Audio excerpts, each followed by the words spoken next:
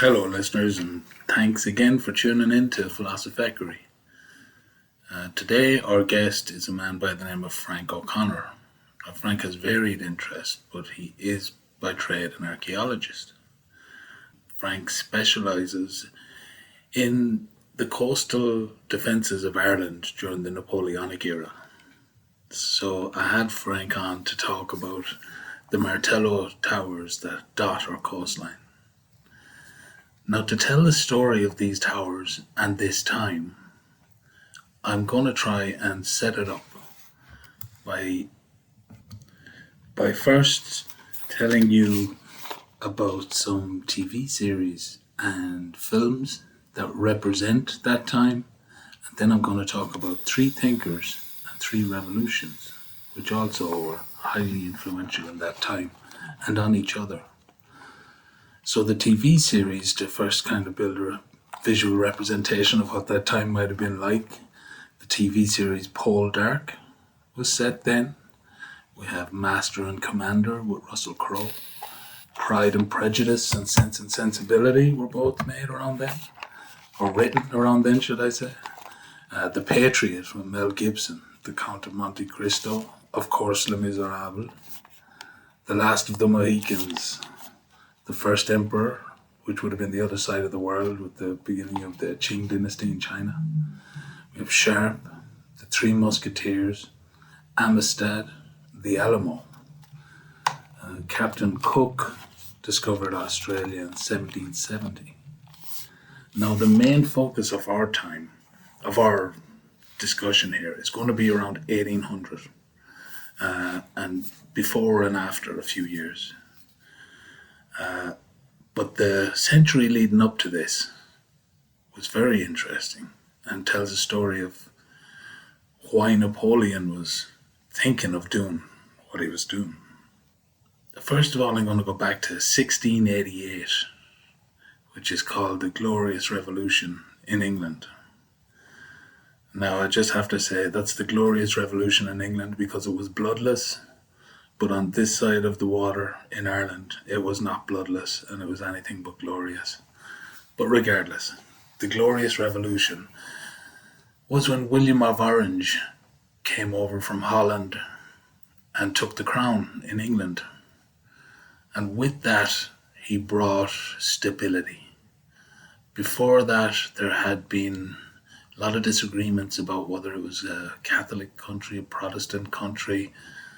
There was Catholic kings waiting in the wings, and this kind of put a stamp on it, that this is a Protestant country. And not only that, but they also had the ideas of a man called John Locke floating around. Now, John Locke, he wasn't from a very rich family, but he was a very, very influential intellectual of his time and since. He was what they call a social contract theorist. Now, before him there was a guy called Hobbes, and he talked about the state of nature, and the state of nature was violent, and it was a war of all against all, and just he painted a very horrible picture of the state of nature, and his answer was that a Leviathan would come along, or we needed a Leviathan, be it a king or a collection of people as in a government or whatever it was, but we needed something big and powerful to kind of take charge of all these people in the state of nature. And John Locke came after him, and he didn't have the same view of the state of nature. He said, yeah, it can be dangerous, but it's not so bad, really. I mean, we get along. When somebody does something wrong, it's a high chance they'll be punished if they do something to somebody else. And he said that in this state of nature, we actually kind of have natural rights. We have the rights to our own body. We have the right to live. And we can claim ownership of that. We have the right to be free, as in to go about our business unhindered. as long as we're not hurting anybody, or causing a mess. And also, we have the right to private property. His idea was that if we worked with something, that we actually kind of put some of ourselves into that thing. So when we mixed our labor with something, we actually made it part of us. So we had ownership in whatever it was. If we built a house, we had ownership in that house. And that's how it was described back then. Nowadays, we'd say we own that house. But back then, it was we had ownership in that house. And that's from the arguments of John Locke. So John Locke claims that from nature, from this state of nature, we actually have the right to life, the right to liberty, and the right to property. Now, this was rather new, because before this time, we were ruled by aristocracies, monarchies, city-states, but individual rights that actually came from nature, that weren't given, that someone had, they were inalienable, and that somebody couldn't be alienated from these rights or separated from these rights. Being a human meant you had these rights. So you can see why John Locke was a hunted man for some of his life, because he was pushing up against powerful forces with these ideas. He was taking power from monarchies with his arguments and taking power from religions with his arguments. And this brought about a strong parliament in England, which had William of Orange as its constitutional monarch. So kind of moving towards a figurehead like what we have today in England.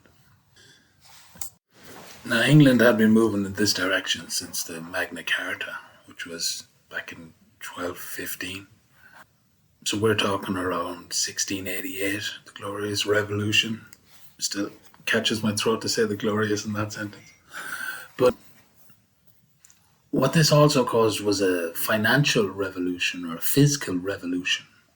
Before this time, the king could dip his hand in the coffers anytime he wanted.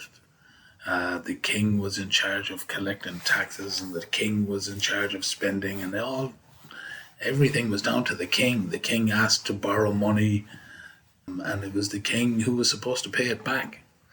And often the king died perhaps without paying it back, and there was a change of ruler, and the following ruler didn't take on the debt of the past king. And so many financial institutions lost their neck back then with this. Or financial institutions just probably being rich people of the time, and maybe the East India Trading Company could have been another financial institution that helped out. But what this done for England was it helped them organize their finances.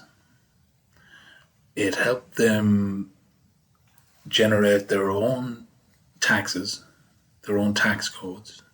This gave them a lot of power as they were fighting armies abroad, which was mostly the French, often in type of proxy wars, and Spain, of course, as well too. But many of them were against the French. They were fighting in America for basically ownership of America, who would be the governing powers. And England was winning, and this was following the Glorious Revolution and coming up to 1776. England was winning, and this had a lot to do with the way they were managing their money.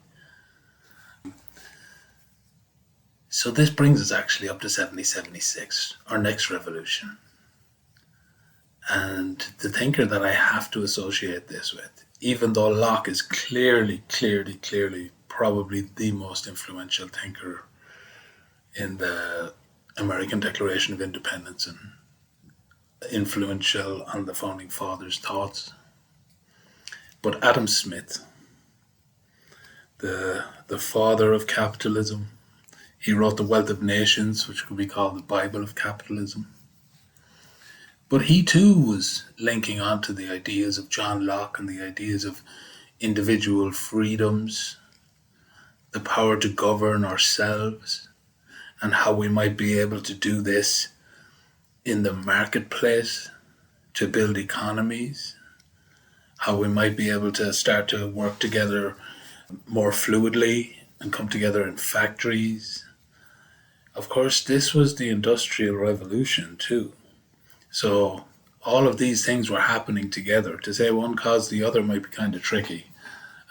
Philosophers would like to say it was the Enlightenment that caused it all. Scientists would like to say it was science, which actually is in with the Enlightenment too. But engineers would probably like to say it was the inventions. But all of these things worked together. And Adam Smith's ideas really helped in this goal of progressing this type of society where everybody can live freely, and we somehow have an invisible hand that manages to find the price of things. And so anybody who knows America, studies economics, can see that America and Adam Smith's capitalism went hand in hand. The American Declaration of Independence was written in 1776, and Adam Smith's Wealth of Nations was published in 1776. Now, this, of course, could be just a happy coincidence, but it shows you the birth of these two great ideals, America and capitalism, happened around the same time, at least found their form around the same time. And so America had its revolution, and there was poor old France. They had lost most of North America to the English. Their king was still borrowing money the old way. They hadn't had that fiscal revolution. And they were Baroque. They were deeply in debt. 40% of the French income was going to pay the interest on their debts. And they still were trying to borrow more. So the people were sick of it. You could see why the people in France really had disdain for the monarchy in ways that perhaps England didn't have since they changed to their constitutional monarchy. Because you couldn't blame the king for the country being broke in England. But you absolutely could in France. And of course we got the famous revolution, the storming of the Bastille, the Marie Antoinette and Louis XIV, and all the stories of beheadings and guillotining and great war battles of the French Revolution. And in the end, one man came out on top, you could say. Napoleon. And so Napoleon liked this new idea of freedom. Now let me tell you about the thinker I want to associate with the French Revolution. There's a guy called Jean-Jacques Rousseau. Now Rousseau was also a social contract theorist. And Rousseau also had ideas about the state of nature, just like Hobbes is in need of his Leviathan, and John Locke, which brought us our rights. But for Rousseau, the state of nature was not wicked like it was for Hobbes, and it was not just kind of okay like it was for John Locke. The state of nature was paradise. The state of nature was harmony. The state of nature was absolute freedom for humans. I mean, he looked around and saw that people had to work and then get money and then go buy food, then go home, then go buy fuel, then go to cook it, and had to follow all the laws and the rules. He's like, well, in the state of nature, we just have to go and pick the food up from the ground, or go and hunt our animals, or pick berries off the bushes and fruit off the trees. This was Rousseau's idea of the state of nature. But he agreed that we needed governance. We needed to come together in a social contract. But I think for Rousseau, it wasn't so much that we chose or wanted to come together to make these social contracts. It was out of necessity. It was out of growing populations and bad actors and, people acting the maggot, basically, as he'd say. But, and so we had to. So if we have to, for Rousseau, if we have to do this governing thing, then we have to try and make room for as much human freedom as possible.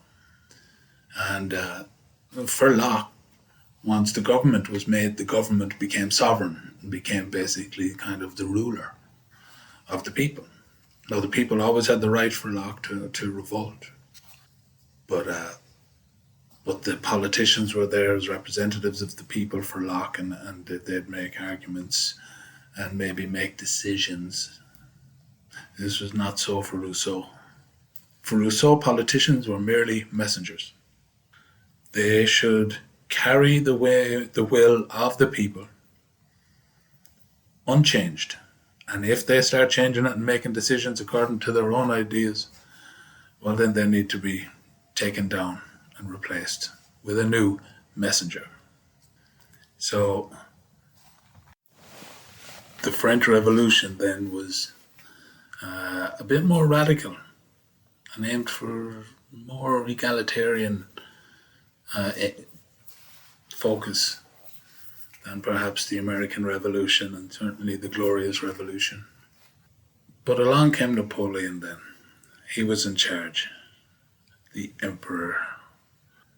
And he really wanted to mess with the English. I mean, he was still fighting battles against the English.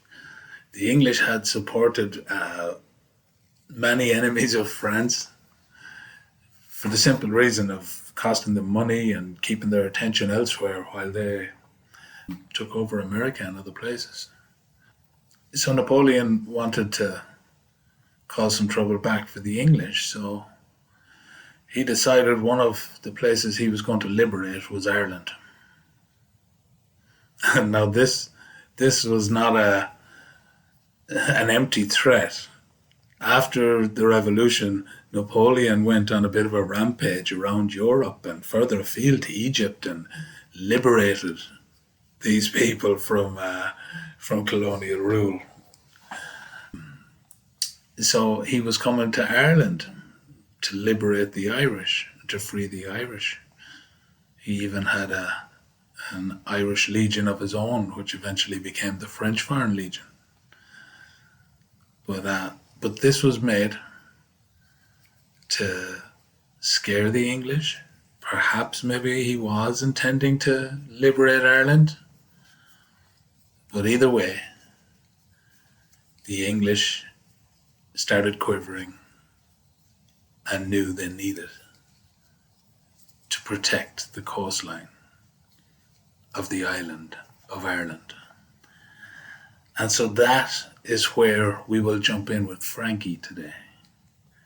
Frankie is going to tell us about Ireland in the 1800s, with particular focus on the west of Ireland, and more specifically, maybe what things were like in Connemara, which is one of the westernmost points of Ireland, out on the Atlantic coast. And as I said, to do that, we have Mr. Frank O'Connor. How are you, Frank? Good now. How are you, Di? I'm good. Thanks for letting me be on your podcast. Thanks for joining us, Frank. It's an absolute pleasure to have you. So, Frankie, you work in archaeology. What digs have you been on? So the last dig I was on was down in the Burren Carrickonnell Fort, which the fort has been excavated before, the main fort. What's the fort? I don't know. So a fort, or a ring fort, the ring forts are the most common archaeological monument found in Ireland, well over 80,000, expectably more. But in the Burren, it's slightly different because they're called cashels because they're made of stone rather than earth mounds, which is more common around other parts of the country. So firstly, when I did some post-excavation work of the main fort itself, and there was a huge array of goods found there. What kind of things? So knives, bones, beads, and a game piece. A game piece? Yes, a game piece found from a strategy board, similar to chess. and that was found. And although there are historic records saying that chiefs and the kings from the Tuas and stuff were playing these for strategical purpose, for game tactics, and it was a pastime even mentioned in the Tomba Hula. And one of these was found. And strangely enough, the archaeology evidence from that side showed before the bring force went out of fashion in the maybe 12th, 13th century, but it showed evidence for that place in the Burren. It was used up to the 17th century, and a shaft pen was found, which was made from a hind leg of a swan. A shaft pen? The shaft of a pen. Oh. So it'd be used like a fountain pen. The tip wasn't found, but the shaft was. Okay. And during that period, people thought the Irish didn't know how to read or write, but it shows evidence that they could read or write, but maybe just their documents and evidence hasn't survived.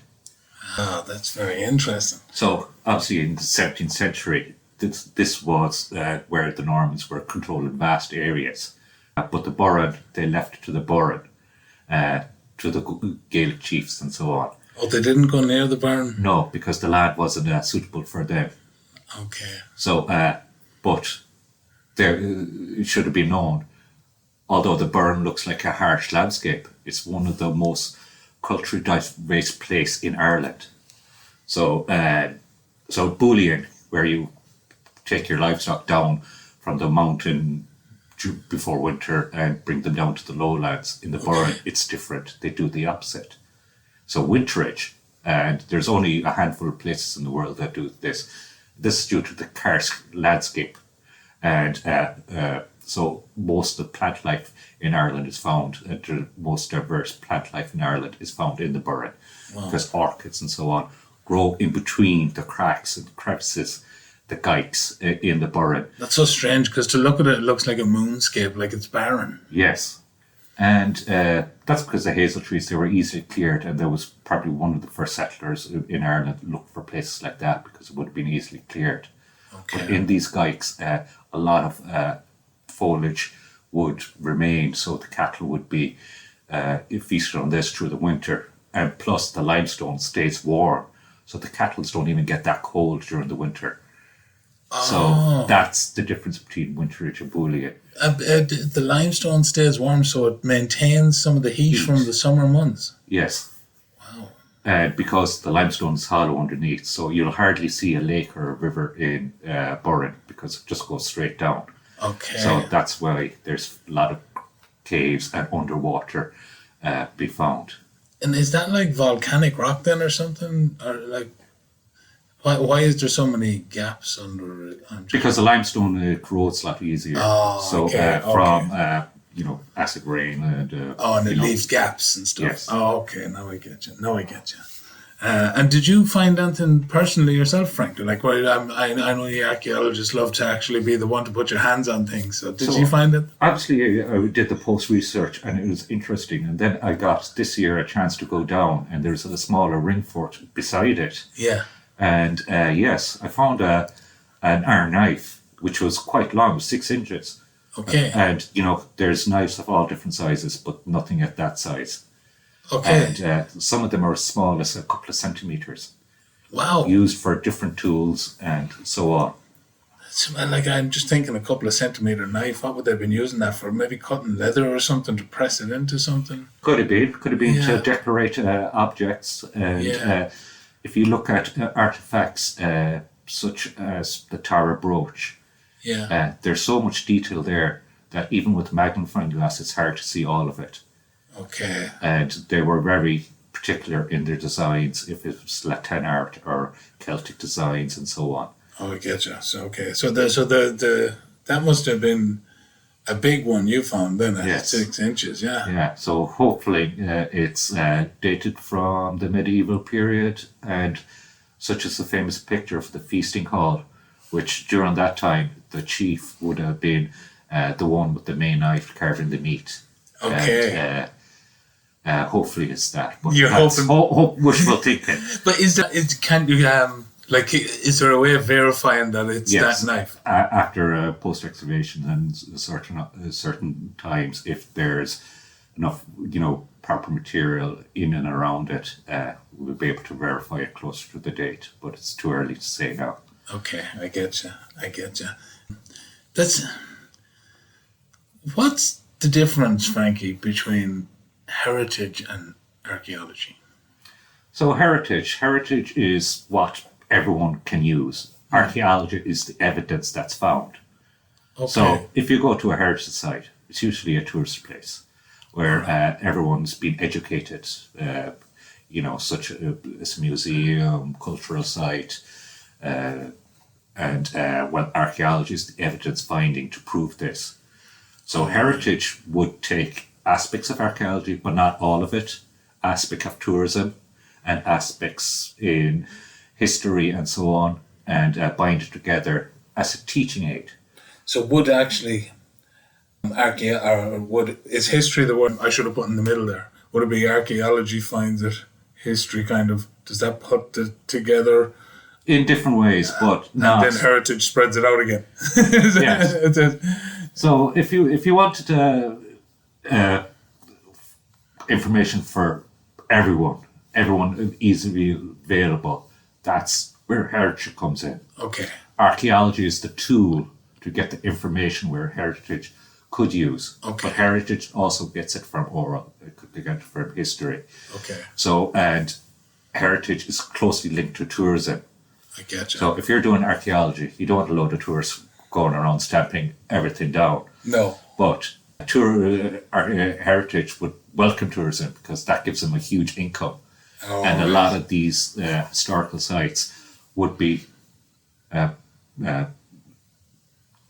given to the Heritage Council or committee or so on, and they'd be able to profit it as such. And I suppose protect them too at the same time. Well, a lot of times they're trying to protect them from the tourists they bring to them. Yes, and sometimes the tourists do more damage than unintentionally, I have to say. Yeah. Because if the archaeology isn't done right or fully, which is often the case, because finance is very difficult to get it, tourists could be stepping on, going around the goods, looking, being inquisitive and trying to figure out, but probably damaging what maybe hasn't been excavated or still to be worked on.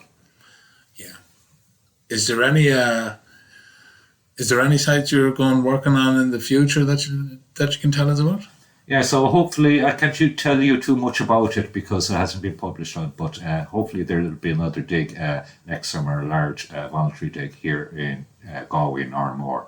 Okay, well hopefully we'll have you on to tell us the ins and outs of that when it's been published and stuff like that. And is there any other digs around the world that you'd aspire to be on? What would be your number one dig to be on? Or is there, could you name your top 5?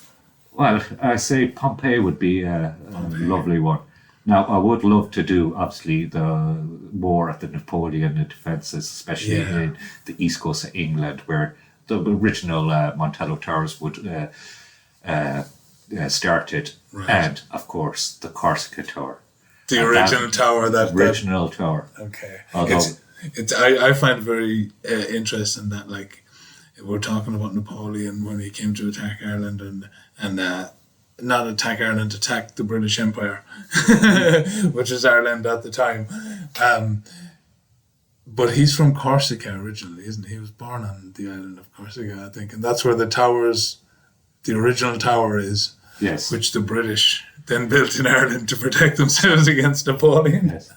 Yeah. But, any other digs around the world that you'd like to go on? Oh, yeah. I would love to see the pyramids in South America and, the Aztecs and so on like that, because they even find other towers within the jungles and so on.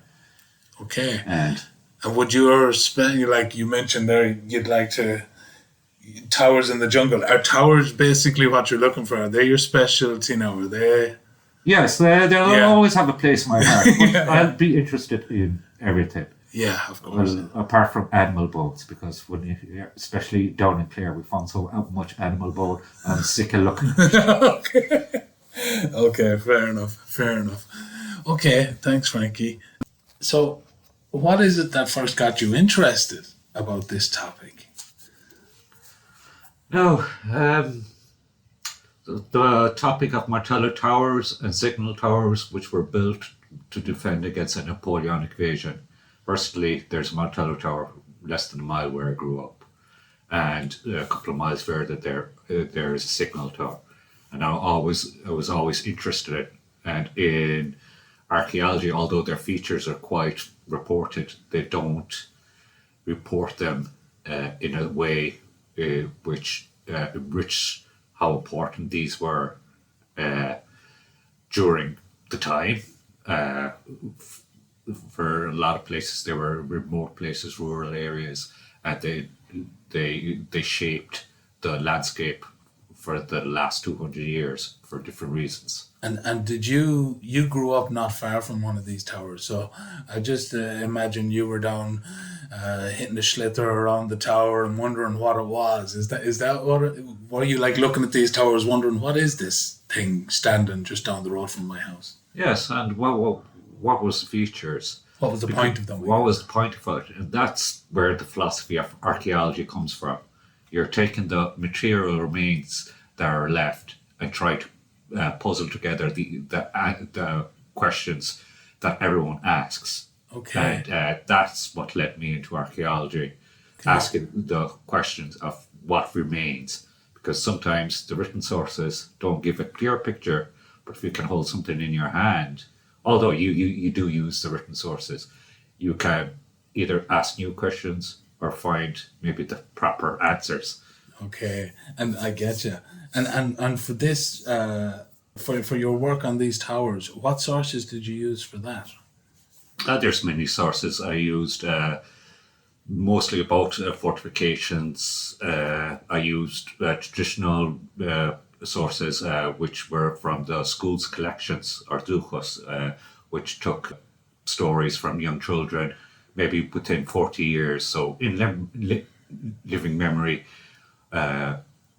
from their parents or grandparents, which we were able to get certain stories, which I did use in my thesis. That's fantastic. So, and I think the school's collection was made around 1939. Is that right? Yes. And they had all the school children in Ireland go home and question their parents and grandparents about folklore and stories. Yes, there was a wide range of stories. There could be a lot about the fairy mounds, different places, changelings, Okay. about how Ireland became what it was. You know, Yeah. the invasion of the Milesians to MacDonald and all of that. Okay. And luckily, I was able to get some of the information from the Martello Tower in Brasilia. That's wonderful. You know that just the fact that they did that with the school's collection. I wonder now. Ireland had a strong oral tradition of passing stories and myths and legends and stuff down. If that hadn't been written down, then I wonder how many people alive now, born in the last 30 years, would have any knowledge of them stories. They would have been just completely forgotten, I think. There'd been very little, and it's a it's a good source. So anyone who's doing research in their local area should check that for other sources, because you can find certain places where maybe don't show on maps and sort. If you're finding a key feature which can be useful, and then you can also, although my sources were from school children, it did back up on its historical records as well. So the information such as the building of the towers and stuff, I was able to use both sources, which were very closely related. Very good. And okay, describe one of these towers for us, Frankie. First of all, were they all the same? And maybe describe for the listeners who are trying to build a picture in their head what they'd see if they walked up to one of these towers. So there's two fortifications. First is the Martello Towers, and there were around 50 of them built all around the coast. But they were placed in key strategic areas to stop ships from landing troops. Okay. And and one of the key places was a good transport area. So if there was a place where large amount of troops can unload quickly, set up a fortification and hold it, those were most of the areas where the Martello was there, just to hold off the invading ships until other troops came. All right. And what did they look like? What were they made of? They were made of stone, usually made from local stones, big, large slabs, ashlar stone, masonry stone. In the west coast here, it was lime, and then there was a rubble core dug up from nearby locations, and they were circular in shape, and so very strong, and they're still standing to this day. Yeah, that's amazing. And I saw in one of the pictures, it was like a cannon on top that had a revolving turret, which to me seems very advanced for that time. What were these like the forefront of military technology in those days? Yes, but they go back to older gun towers. So the main origin was in Corsica. Okay. So Martello towers, which was where a few English ships tried to take a certain key position, but the Martello tower fended off these ships. Yeah. And it wasn't until a landing party came from the rear of the tower which they were able to take. Okay. Although the design was slightly different, the main principle was from there. Yeah. And then other towers, which from other regions, gun towers, they took, such as the cannon or the revolving platform, and brought that to build the Martello Tower, which you see in the English coasts and Irish coasts predominantly, but there are towers found worldwide. Okay. So in Australia, North America, there are towers to be found even in Asia as well. And now, Ireland has had a coast for a long time. Why did it need protecting or guarding at this particular time in history? So, like you were saying, this was a time of great change. There were Irish rebellions were starting up. People seeing what was happening in the United States and in France, and they could call upon certain aid if they wanted to fight the English, because the English were fighting on all fronts around the world during this time. And the French wanted to help the Irish to get their independence, so they would have a backdoor to England. Okay. So, such as Wolfe Tone, he was part of the French army at that time, an officer in the French army. Okay, the Wolfe Tone is a very famous name in Ireland. We have one of our most famous bands is currently on its last tour. They're called the Wolfe Tones. We have the Wolfe Tone Bridge in Galway, and his name pops up all over the country. Who is Wolfe Tone? So Wolfe Tone was a Protestant. A Protestant? Yes, so Protestant Irishman. Right. So a couple of generations, his family was English, but they settled in Ireland. Okay. But he seen the plight and that was happening to Irish, especially to Irish Catholics. And he wanted, he joined then the United Irishmen, and they went about to find a road for Irish independence. Okay. And although he lived in America, in the capital at the time, Philadelphia, and he had strong connections with France. Okay. So he seen the independence that was there, and he called a lot of troops from France to help in the Irish Rebellion. But unfortunately, it didn't work out so well for him. No, what happened? So there was two landing parties in 1796 and 1798. Okay. And the first landing party had 15,000 troops, and they were going to land off Bantry Bay in Cork. And due to bad weather and lack of provisions, the troops had to turn back. Okay. And then a later party went up to off the coast of Mayo.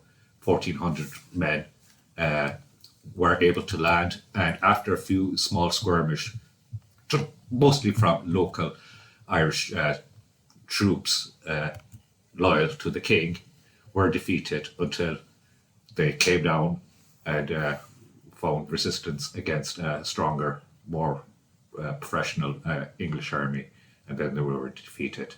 That was that the rising of 1798. Yes. Yeah, there was something like 25,000 Irish Yes. people killed there, and When they brought all the local Irish people together, but they initially had few good Yeah. wins, but when they fought the new age army of the British, Yeah. they were defeated. there must have been like a revolutionary fervor going around the whole world. America had just kicked out the king and found its independence. France had just done it. So this was Ireland's attempt at the same thing. But I guess it failed the first time. Yes. Yeah. And obviously at the same time, the Spanish joined the French Okay. to reclaim lands which the British took them about a century ago. Yeah. So there were skirmishes in Asia and Africa and so on. It really was a type of a world war at that stage, wasn't it? Like there was so much geopolitical things going on, and so many different alliances. And I know the English also had an alliance with the Prussians, which would now be Germany, to basically have another fighting front opened for the French to cost them more money. It's interesting because, like I talked about the fiscal revolution, that everybody knew the French didn't have that control over their taxes, so just costing them money was a lot of what the English were trying to do. And these towers that were built around Ireland, Napoleon had stated that he was going to liberate Ireland, and that was he ever really going to do it, or was it a way to keep the English busy? I wonder. Yes, this was a huge undertaking. So, like Yeah. I said, 50 towers around the coast, and then there were 81 of the signal towers. Yeah. And these were all manned. Okay. How many people will be? So, in the Montello towers, depending on the tower, some of them had batteries, some of them didn't. What is a battery for? The battery is where you place your cannon, which can take fire, Okay. and they could shoot out. So, although there were cannons on the top of the towers, there was also batteries around them, Okay. and there could have been up to 30 men. Now, 30 men. in Russellville, it would be slightly less because it's a smaller tower, Yeah. because they only had to protect 1 kilometre of the coast in Russellville. But if you multiply that by 50, that's a lot of people, a lot of men, a lot of resources, and a lot of money being spent on guarding Ireland. Yes, Why was Ireland so important to the British Empire? because they protected the coastline on 2 fronts. Firstly, off to stop extra arms coming from the United States Okay. to help the Irish, and to stop the French or and other supplies coming to Ireland for aid to stop the Irish rebellion, because Ireland was a key breadbasket for England at that time to feed their military. Okay. And they didn't have enough troops to place troops all around the coast. So those towers, which happened at the same time, were a signal station from Mallinhead to Dublin. Okay. So they, apart from the northeast, they didn't need it because they had plenty of ships off the Scottish coast. All right. Yeah. But off the west coast, from Donegal down, the signal could be traced to and fro to the towers, and they would have then the troops to disperse from Dublin or other key locations around the country, such as larger Okay. cities and so on. So there were also like barracks, so if something did take place down there, they could send a lot of troops down Yes. and basically base them around the tower. And did the people who manned these towers, did they actually live in the towers? Yes and no. Okay. So when they were on duty, they lived in the towers. Right. So there was 2 floors. Okay. So around 15 men was needed to operate the towers, the functions. You know, for the ammunition, to operate the cannon, there was 8, and then there was an officer. It took 8 men to operate one cannon. Yes. Wow.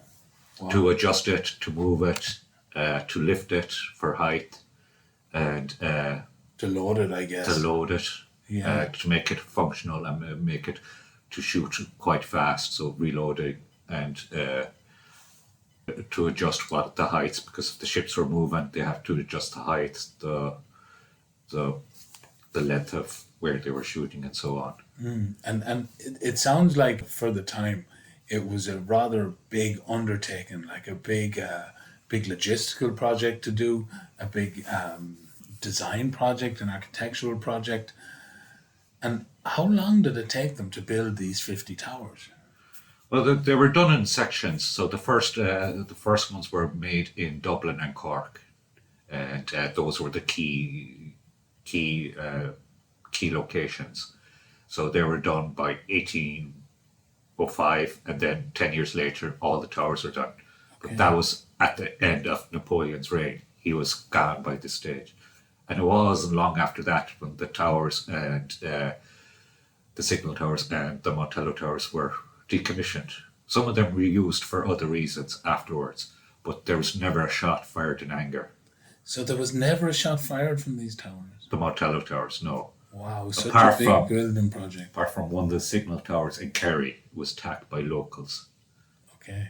Do you know much about that story? Just that it was attacked and they overtook the tower, but later the English regained control of the tower. Wow. Okay. There was a big rebel county, Kerry, wasn't Yes, it? always is. Always is and always has been. Okay, who was the main foe that the British were protecting against at this time? Now, you mentioned the American arms coming into Ireland. Was it them, or was it mainly Napoleon who put this? Napoleon, because he had a large army which could evade it, and he did try twice before all these towers were built. So Napoleon would have been the greatest threat.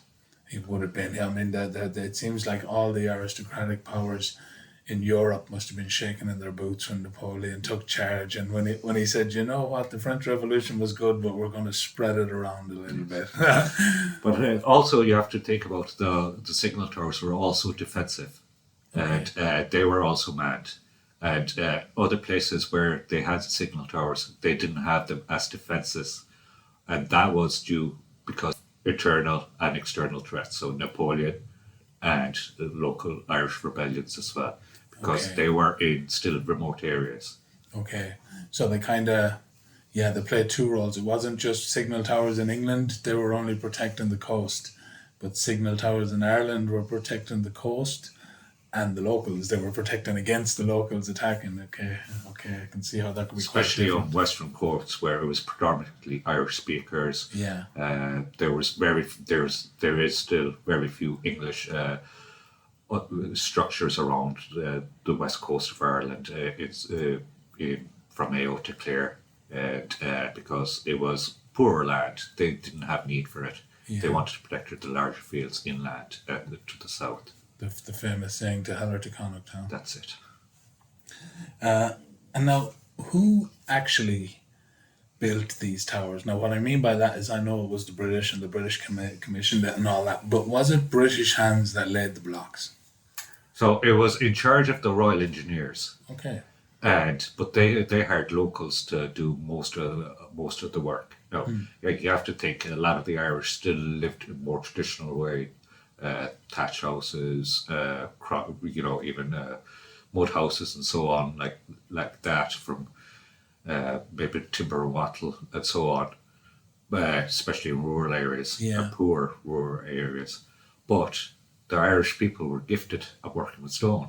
Yeah, they just chose not to live in it for the most part. Okay. And that goes back even to medieval times. Yeah.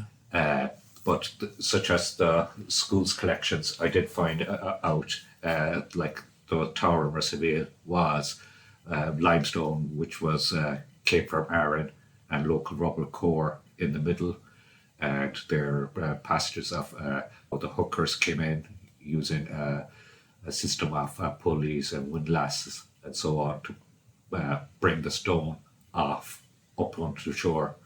And there's an instant with one man getting caught and getting pulled up along the pull line and being injured during the process. I can't imagine health and safety was a big thing back then. So it was Galway hookers, which is famous Galway boat, that brought the stone from Arran across, and I doubt very much it was English sailors No, that were in the Galway hookers. no, because as anyone that's familiar with the West Coast, it's rugged, it's sharp, unless even with proper radar, if you don't know where the stone's jutting at certain times, depending on the tide, you'll need a small boat that's easily able to navigate this coastline, and that's why they were chosen. And a man at the helm who knows where the stones are just Yes. under the surface of the water, I imagine, which had to be locals. Yeah, that's very interesting. And what kind of, how do I say this? Okay, imagine the news cycle that we have in the world now, where it feels like Trump, who was shot only a couple of months ago, feels like it was years ago. So I imagine back then, the news cycle in 1800 in Connemara, how much news about what was happening in the world were they getting? Probably little, well, apart from what the English soldiers brought to them, because there would have been constant ships for supplies and so on. They would have brought stuff like coffee, tobacco, luxury items at that time to locals, even fruits such as orange, which probably was alien to a lot of people that time. And they would even, information of what was happening in the States and France. During this time, these were people that worked the land or the sea or both, because they were famine times as well. Yeah, And they were probably illiterate for the most part. yeah. And because there was no infrastructure, the only infrastructure that was of great use was the water. There were Okay. no roads, or hardly any roads. There was no roads out towards Connemara or any places like that. Not during that time. So- It was the first proper road that was built would have been the military road up to the tower from Russellville Harbour to the Montello Tower in Russellville. Oh, so these towers actually brought infrastructure and brought some roads. Yes, and improved piers, improved, there's a certain, although the British military needed these at this time, but they brought economy to the place where there was little or no, because other than working this poor land for themselves and probably trading it to the local cities, they would have very little income. Yeah, it's like a lot of Ireland is very fertile land, but Connemara on the west coast of Galway there, it is pretty barren and rugged and stony and rocky, and I just think it must have kind of hurt the English that they had to protect this land that they really didn't want, Yes. And then one of the few places where they might have left a little bit more than they took. Well, that's why I said there's very little evidence of English structures apart from these Montello signal towers along the west coast, especially South Galway. Compared to the likes of Kilkenny or Dublin Yes, or Waterford. where you have the big forts, Yeah. Moat and Baileys, castles such as Roscommon and so much more, where the land was key for control and there was more richness to protect. Yeah. Around here, around the Yeah. west coast, there was very little, and as you said too early, it was to hell or to Connacht. They Yeah. put them to the marginal places. Yeah, so they were just kind of having a guard at the back door almost. That was it, wasn't That's it? it. Yeah. What kind of relationships did the locals have with the people who manned these towers? For the most part, they were quite well. Okay. For accounts in the Montello Tower of Seville, locals supplied them, such as turf, vegetables, and so on. And there's a account of a dance. So Dance? the soldiers, English soldiers, brought goods and provided. It was local music as well, and there was a great dance celebrated the end of harvest there at the tower. And So they showed there was interactions. yeah, for sure. So there must have been kind of convivial enough with each other at some stages, and especially if these people were bringing in oranges. I mean, if you've never seen an orange before in your life, that would have been like, okay, great. How is there any evidence that there was a lot of kind of political strife in Connemara at that time? That there was a lot of political knowledge about what was going on, both in the national context and the international context, or were they just, I don't really care, I'm just trying to get my harvest in, I'm just trying to look after my own? Do you think there was much of that larger political picture involved in the local people there? I don't believe so. These were harsh enough times. Yeah, These were during famine times. Famine would be yeah, coming and going, although it wouldn't be the worst famine. yeah. We normally, I always thought the famine started in 1845, but Yeah, it happened before that. The it smaller happened before famines, that. blight, would be seizing. Although on the west coast they had the source of the sea as well, and there's plenty of lakes, fishing and so on. But potato was the main crop, and even though Ireland exported a lot of other grains and so on, potato was the main staple of the diet during this time, Okay. and because of such famines, it it had a devastating effect. Yeah. And immigration, that was the main reason for immigration to the States, to find their wealth. And obviously there was, during war times, fear of war. Did people want to stay here, or did they want to go Yeah. somewhere else? So just looking for a better life, much like Yes. many of the immigrants today, just looking for a better life. It seems to be a large part of just what humans do. So when you tell stories, or when you bring archaeological evidence together and you have some written accounts, there's still an amount of gap filling that has to be done to tell a kind of story about these towers at that time. Where do you get the information to fill these gaps, or how do you go about that? That's that's a that's a question and a half. No, the Okay. sources can come from many sources. For the interior workings of the tower, it was mostly made of timber and copper nails. So the boots that the soldiers wouldn't cause a spark, so just Okay. iron nails. And there would have been staircases going from the bottom to the top. It would have had it would have been storage for if they were under siege or under attack. So they would have water tanks at the bottom, Okay. so they wouldn't go thirsty. So you just basically be putting two and two together, like. For the most part, and Yeah. previous works. But to find that, you'd have to go into British records because Okay. there wasn't enough at the Irish unless it was recorded in second-hand sources Yeah. and newspapers uh, from certain areas. There are historical accounts, many second-hand sources, and then obviously fieldwork is key. Recording, looking, Right. having a feel for the land, looking at the landscape. Okay. So certain key questions that weren't recorded before were landing places. Where were the landing places if they took in the stone, such as from the Galway workers? Did they have a little harbour where they could put smaller boats? Let's say could go to the local harbour, like in Russellville, from the tower to the harbour. They must have. Where was Melchior? Where did stone come from? And until you walk the land and have a look, take your measurements, and to have an educated guess, Yeah. you don't ask these questions. And sometimes archaeology, it can be proven wrong until years afterwards, Yeah. until a new enlightenment comes in. So I guess a lot of it is kind of placing yourself back in that situation and thinking, well, what would I do as a human in need, and how would I get about doing this, building this, or finding water, or whatever it is to fill the gap. I guess it's just, what would I do in that situation? Or Yes, and using every information you can, yeah, such as the material remains, which is key in archaeology, but you also use the historical.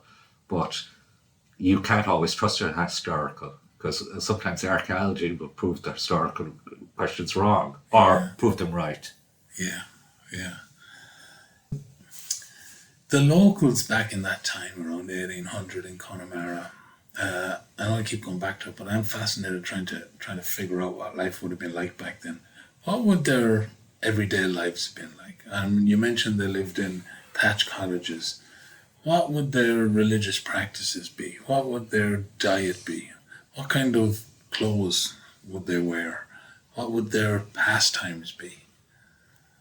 Can you paint a picture of what life might have been like for somebody back then? So, children, they would have some education, but not too much, And maybe 12 years old. And then where would they get the education? normally in their local parish. Okay. But this was during the penal laws. Okay. So, What are they? penal laws is a punishment made from the English Parliament to put on Catholics. So, it's basically denying them human rights such as religion, cultural beliefs, and so on. And this is a way where the Protestants wanted to control the Catholics and to give most of the wealth to the Protestant, which were more loyal to the Parliament of England during that time. Okay, so hold on a second now. I talked about William of Orange coming across from Holland, and it was called the Glorious Revolution, or the Physical Revolution, as I like to call it. And it was called that because it was apparently bloodless. Now, that's English sources telling me that. Is that what happened this side of the sea? No, No. of course not. So land, culture, everything was taken from people. Probably the wealthier Catholic people were given lands in poor areas, such as, or less desirable areas, such as Connacht and maybe parts of Munster. But so when the English took over the more prosperous land, so they can give it to Protestant lords, which would then fuel their army for expeditions, so a lot of grain. Okay. So instead of having maybe 5-10 farmers in one thing, this was given to a lord who was cleared, ready for growing. And such a large scale for during the Industrial Revolution had effects on the land. Yeah. And then Irish people were more reliant on the potato than they ever were, because they could only grow it on a small patch, and which would have fed them easily. Also, the kind of the larger amounts of food that were grown, and the cattle and all that stuff grown on more fertile land, and as you said, larger plots that would have been exported to feed the English and the armies that they had around the world. And we were allowed to grow our spuds and Small little allotments. Small little allotments. And we probably didn't even own that land. It was just... During the penal laws, if you're a Catholic, you weren't allowed to hold land. You weren't allowed to own land. No, you weren't allowed to practice your Catholic religion was penalised. Oh, I hear stories where they used to go to the top of mountains for mass. Yeah, the Mass rocks. Rocks. Yes. The priest would always have his back to the parish because you want to recognise their face. Oh, wow. So he'd say mass with his back to them, so that if he was ever captured and tortured, he wouldn't be able to tell who went to mass. Wow. That must have been a hard time to live in, and a hard boss to have, the English back then. And then to have these guys in the towers and still be able to kind of communicate and then have the odd party with them. I suppose they still had the oranges. That was the main thing. But do you think, how did the communication between the people in the towers and the locals happen? I mean, there was a language barrier there. There was usually one person in the parish that would either have some English or they would have someone to communicate. Okay. Or probably in English that had some Irish. Yeah. Because a lot of soldiers were probably second, third generation, because emigration was happening for long before these towers, and the British Army would take in anyone that would give their allegiance or change their religion if they chose to join the army, because they were short of men. So many Irish fought for the English, is that? Yes, like I was saying, there would have been an Irish regiment in army of the English and the French. Okay. And a lot of Irish people who joined the British Army saying they were Protestant, but they were secretly Catholic, and then later joined the United Irishmen to train more soldiers. So they'd go to the English, learn how the fighting was done in military style, and then they'd come back with the knowledge and have trained the In Irish. some parts, or some others would just join it for a better living standard, Better chances at life, I guess. more income. This brings to mind a very recent event here in Ireland, which happened yesterday in Dublin, which was England played Ireland in the soccer, in the football. And two people scored for England. One was named Jack Grealish And Declan Rice. and Declan Rice. Both had played senior football for Ireland at some stage or another. And changed their allegiance. Had changed allegiances and wanted better opportunities and played for England and ended up scoring against their More fame and glory. more fame and glory. Yeah. But we won't go into that. But it just shows the bite is still there a little bit in Ireland when it comes to these things. But even to this day, there's a lot of Irish people with relations in England and vice versa. Yeah. So for the most part, the common person would have been, wouldn't have that much hatred to one another. Yeah. But it's the powers to be that set the rules. And you have to remember the penal laws always affect the Irish language, culture. They weren't able to practice this. And any children who wanted education would have to go to a Protestant school. Okay, so even the educating they would get was Protestant. It wasn't a kind of Yes. homegrown education. So And this led a lot of Protestants in Ireland to form the United Irishmen, such as Wolfe Tone.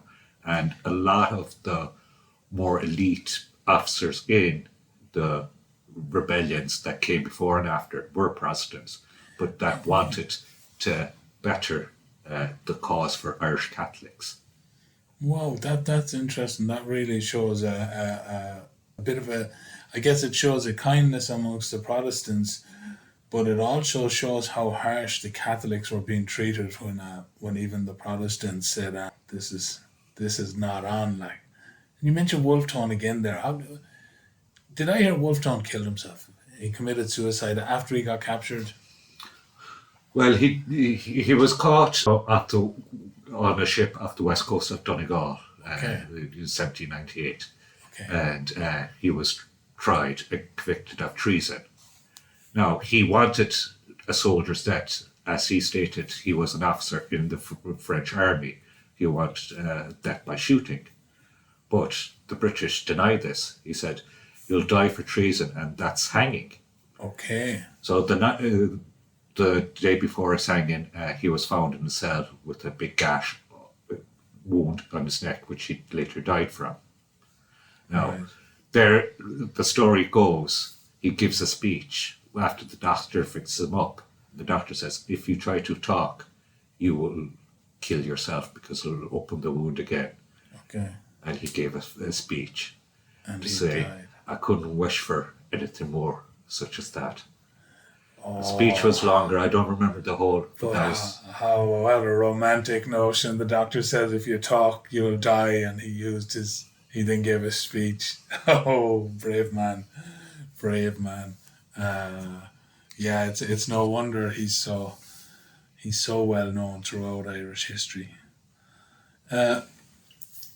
You talk about these signal towers, and I guess they're the signal towers where you light a flame in one, and then the message travels around as they all light up. So if a flame lit in Donegal, would that travel the whole way around the coast of the country then?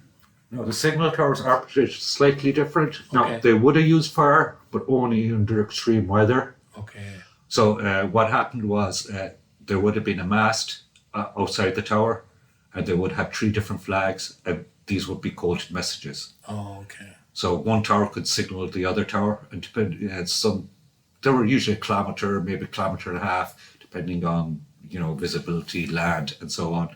Yeah. And these messages would pass down. But they could also operate signals from ship off the coast if they Yeah. wanted to.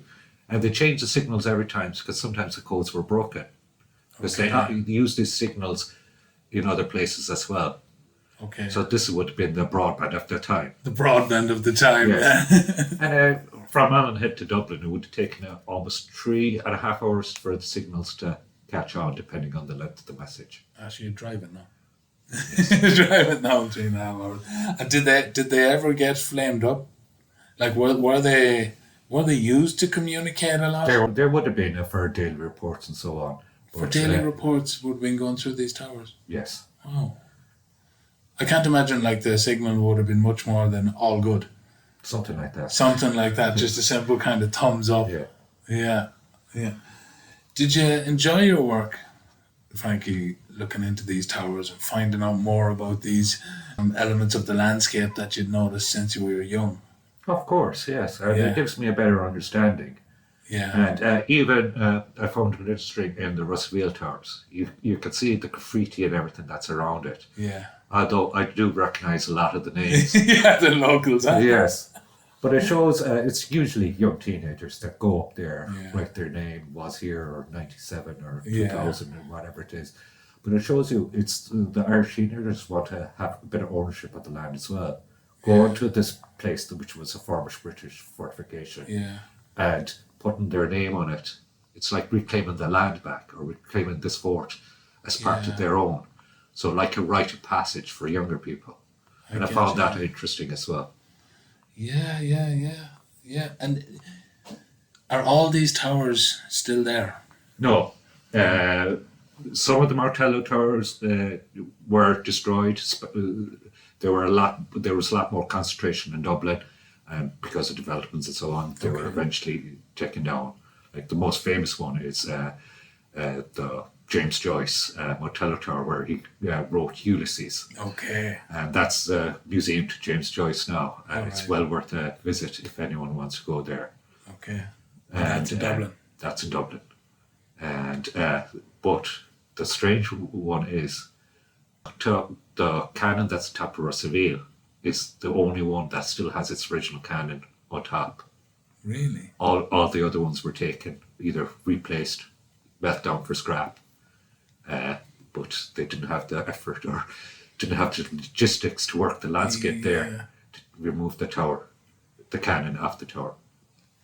Yeah, I'd imagine it'd be a big job. I'm just thinking that if it takes 8 people to drive this yoke, it'd take a lot of people to take it down off the tower, and Yes. be a lot of work. You're talking about 5 tons of pure metal. Yeah, but it'd also be very useful. Yes. It'd also be very useful, all that metal, wouldn't it? What kind of impact do you think these towers, the people that manned them, had on the landscape and the culture in Connemara in particular? Well, you can find, although at the time it was against army law or British regulations for local soldiers to fraternise or marry the locals, which were predominantly Catholic. But you can still see a lot of names in areas where these towers are from English origins. Taylor, Particularly Fletcher. where these towers are? Yes. And so after the war, after they were retired, I'm sure some of them settled.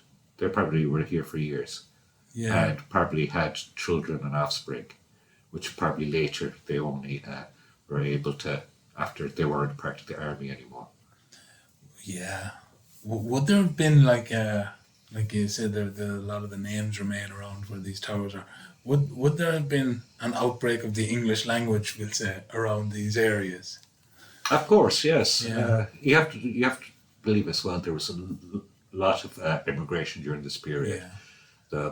There was so probably the British were probably in certain parts of these the larger community parts, and if you had no other ways of communicating but in English, Yeah. of course that would have picked up.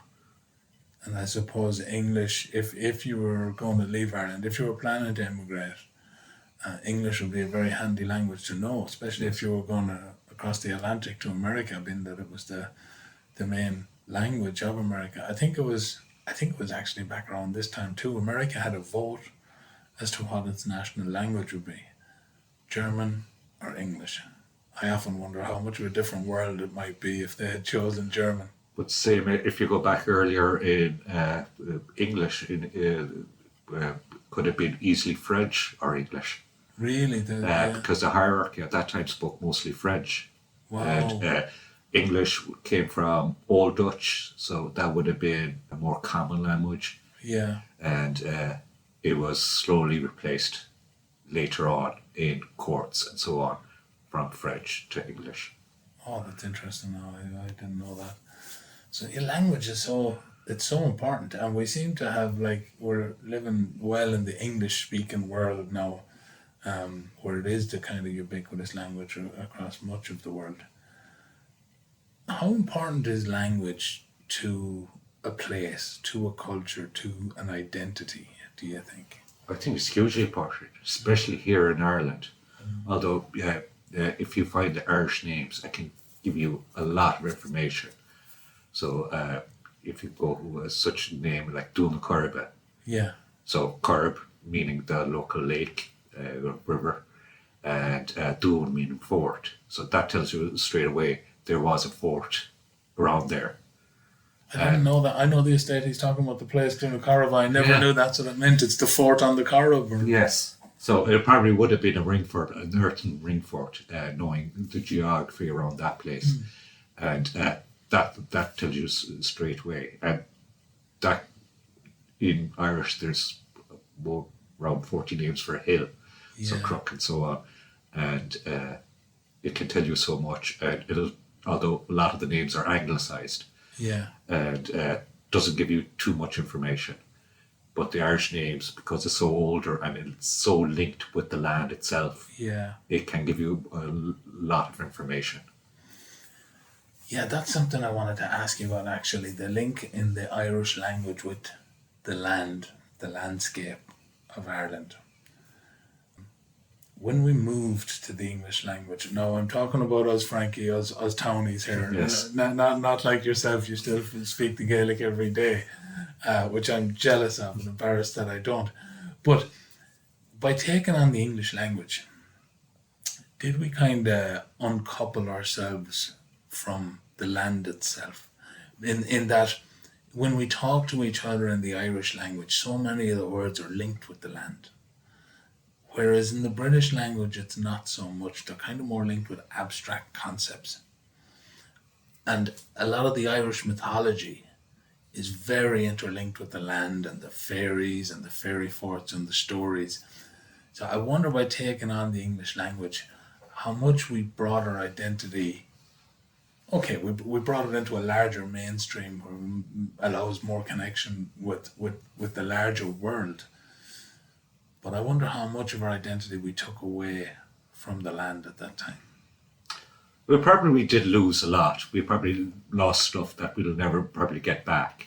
But I think a lot of it has been brought into the English. Okay. In certain ways. Yeah. But that only came a lot later after the Irish independence, because there was a huge push. Like you said, through the mythology, when Irish got its independence, it was taken from older things, because they didn't want to relate to the castles or fortifications or anything the English had to do about it. Okay. They went back, and there was a huge search, and even to this day there's a lot of research and interest in those. But such as dark history, such as what the English were doing, is not given, although slightly turning now, but it wasn't given as much as attention. But you can probably see it for yourself. How many times have you passed the post box in the college here, the university here in Galway? Yeah, many times. Did you ever notice anything from it? I actually have never noticed anything about it. Right. If you look at it closely, it has the crown, the English crown on it, because it was originally the Queen's College. Okay. And if you look at underneath the green paint, it's red.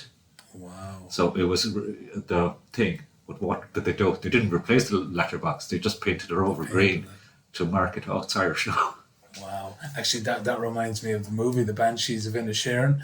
I think it was a subtle way of telling the story of the time as well. There was a red postbox in it, and they were in the process of painting it green. So I guess that was Yes. another way of telling the story of what was happening. Yeah, yeah, yeah. I think language is hugely important. You recently presented a TV show, Frankie, which was based around language and the Irish language, really, and you traced your second name, O'Connor, and you found out some interesting things about that. Tell us about that. Yeah, so so we started the program by looking into my own family history, and although I knew the genealogy for the most part, but it was proven that it was all correct, which other relatives of my family were able to piece together. And then we found out that the home where my father grew up, the cottage, was in the family for 200 years. 200 years, wow, a long So, time. like what we're talking about, this Yeah. is at the end of, when after penal laws, when the Irish were allowed to buy back their land. Okay. So they took it from one of the merchant families, the Lynches in Galway. Oh, they're known well. Yes, and that's who my family brought. So when they were allowed to buy their land back, that's been in the family ever since. And they bought the land back off the Lynches. Yes. For anyone who doesn't know, Lynch's Castle in Galway is now an AIB bank, but it's famous because, was it his son that he hung out the window? Yes. And that became the first ever lynching. So yeah, that's not a very proud phrase that Galway got into the world, but it's where lynching started. One of the famous 14 tribes of Galway. One of the famous 14 tribes, yeah, the Lynch family. But now tell us more about your search into your name. Where did it bring you? So they obviously wanted a link with archaeology because O'Connor's, the last high kings of Ireland were the O'Connors. Now, When would that have been? that would have been, I'm trying to remember now the date. I'm trying to think 14th or 13th century. Okay. Uh, That'll do. It's longer, is it? No, it must have been longer. Way back, anyway. Yeah. Way back. Yes. It's there anyway. So No. Rory and Tuarlach O'Connor, the last high kings of Ireland. Okay. Now, during this time, there was no such thing as high kings of Ireland. That was a completely modern, made up stuff. So there was no United Ireland kind of. Yes and no. So Okay, the way it worked, I'll let go on. the way it worked was kings. There were kings of various factions. So there was a local king, then a provincial king, then a king that was in charge of the entire province, and so on. And you know how we say Cúige Connacht, Cúige Món, the provincialness, but Cúige. So there were 5 provinces originally. And Okay. Meath was the other province, but now that's joined into Leinster. Okay. So another reason why the language is important, that gives you a clue straight away of what the geography was a bit different during that time. Yeah. So borders weren't Yes. the same as they are now, even. Now, what they refer to as high kings, that was the most powerful king. So if there was a dispute between 2 kings, Okay. or maybe even provincial kings, the higher king would be the judge. So he would Okay. have been charged. So he wouldn't have been in charge of the whole of Ireland, but he might have been the most powerful man in the whole of Yes, Ireland. and Okay. he would have the final word. Okay. So, there was many kings such as that. The last 2 were from Connacht. So that family kind of branched off. So they were Conor Down, the Conor Downs, as they call them now, but it means brown, down, Okay. and Conor Rua, red. So Rua. So there was Red Connor and Brown Connor. Yes, and they were part of the same family originally, but they had a falling out. Okay. The Conor Rua died off, Okay. and Rathcrone, which the famous mythology where the Táin sets out, where Queen Maeve goes to steal the bull of Cooley. Okay. That would have been the area where the O'Connors would have been settled, because that would have been the most fertile place in Galway during that time. All right. So it was the best land. Best land, and that's why the high seat or ordination seats are there set in that place. And we went back and found out that most O'Connors in Connacht, unless they came from other parts of Ireland, would have been part of the O'Connor Don family. Right. And the O'Connor name comes from Cun of the 100 Battles, or Cunnacaitse. Okay. And a lot of genealogy from later kings would try to link their heritage to that to give them more prestige. Okay. So O'Connor, like in maybe up in the north of Ireland, would have no relation, but would still call themselves O'Connor for Cunnacaitse. Oh, because they try to link themselves back to this and king. that was common practice during the period. Nile hostages and so many others. And so there's a lot of names. There's Connaughton, there's Connolly, which is on the mother side of my own family, Conneely, O'Connor, your own name. All these names that have Con in it in Ireland could have been originally a branch of the Cunnacaitse, yes. Or they're at least trying to trace themselves back to there. If they were going to make up a name, they were going to be like, it's going to be the Kings. Yes. Okay. That's very interesting. Where did you land then with your name? My name, so we were able to go back to the original purchase at the cottage in Berna. Yeah. And so 200 years. And then we were able to find that a lot of the O'Connors branched out from other parts of Connacht. And we have a strong connection that we could be related to the O'Connor Dons, but we're not 100% sure. Okay. But my supervisor who had for my dissertation or thesis is the half-brother of the O'Connor Don, who's now living in England. Well, that is such a link. And he's now living in England. Yes. Okay, the links go on between Ireland and England. Well, I'm wondering if we're even a different place. Yes. Yeah, and that's cool. Did you enjoy that, tracing your name back there? You must have got a huge amount of information. The interesting part, even during the 18th century, when the O'Connors dons, they were one of the very lucky families, Catholic families, to able to hold on to their estates. Okay. That's how powerful they were, even later on. And this was during the penal laws and all so this? On, because they slowly married to different parts of merchant families.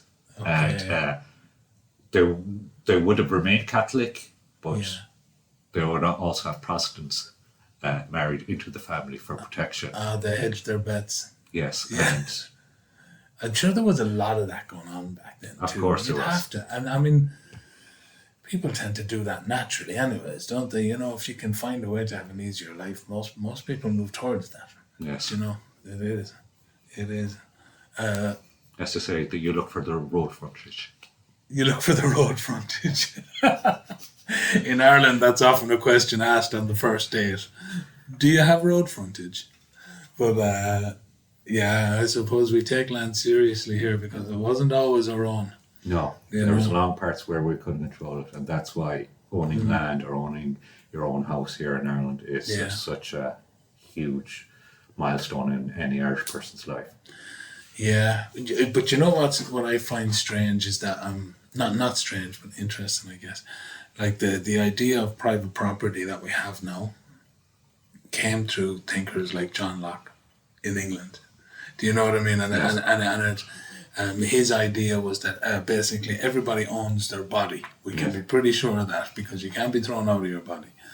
So if you go to work on something and you mix your labor with that something, then that becomes basically part of your body, part of your ownership. So back then we wouldn't have said, I own that. We would have said, I have ownership in that. So because we had put a piece of ourselves into it. Of course, that's changed now, and all you have to do is buy stuff with transactional money. But the idea of private property, basically standardizing it and making it into what it is today, came from John Locke. And I'm sure during that period, that's sources would have been the likes of Wolfe Tone would be called upon when he's trying to get armies from the French or troops or supplies and they were both contemporary at the time. And Yeah. they would have pulled that to aid his cause. Absolutely, yeah. It would have been the arguments from these people, from like arguments that could be sourced in England that we used to argue for our own human rights here and for religious toleration. Yeah, I know. I find that very interesting, and I like the democracy that kind of started at that time in England. The fiscal revolution kicked off in America, found another wave of it in France. That's the same thing we argued that we wanted here. And it wasn't that was here and got taken away from us. That was never here. That type of democracy. Like we lived in tribal ways, like you're saying, under kings. And I don't think the people owned their land under the king, under No. those kings. It was Because you have to think about the 13th centuries, that's only when surnames come in. So you're the Okay. family of. So this is how surnames came to be. So you're Yeah. the son of, let's say you're O'Connor, son Yeah. of O'Connor. And it was only later, even later on, it was only the larger families that used surnames. okay. And the land belonged to tribal. So Yeah. there could have been 3 generations. So grandfather, son, and grandson would have been probably living in the same house. Yeah. And whoever was the hierarchy during that period would have been responsible to either pay the bills or have their value put on, because it would have been face value. So this is where face value comes on. Okay. So depending on where your status is in the community, you would be, let's say, equivalent of, let's say, 4 milch cows. Yeah. So that's how the currency started. 4 milch cows was maybe a very low standard, but a Right. king could be 100 milch cows.